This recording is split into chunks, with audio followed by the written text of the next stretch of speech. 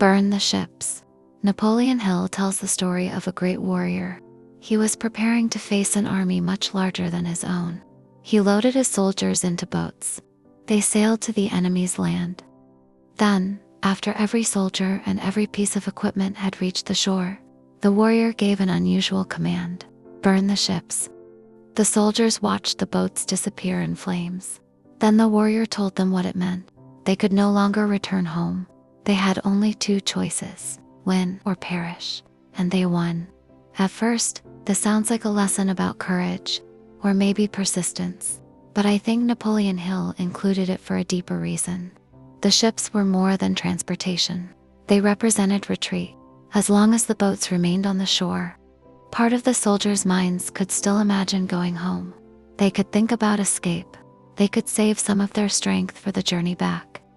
But when the ships were gone, every thought and every effort had to move in one direction: forward. Hill then gives another example. After the Great Chicago Fire, many merchants looked at the ruins of their businesses and decided to leave the city. Marshall Field made a different decision.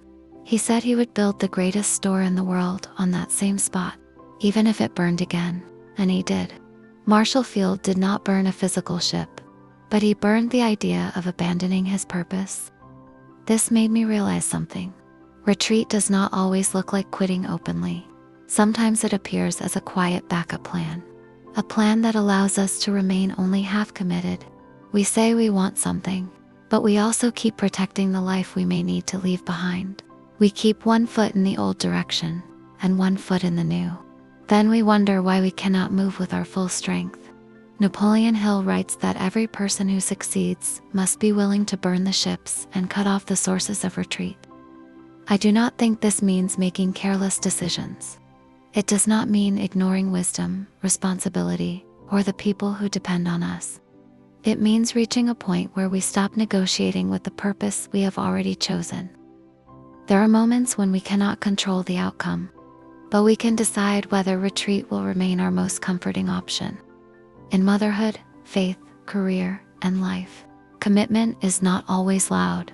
Sometimes it is simply waking up and choosing the same direction again, even when progress is slow, even when the old life still looks easier. Dear Luna, there may be times when you must leave something behind to move fully toward what matters. Do not destroy your life just to prove that you are brave.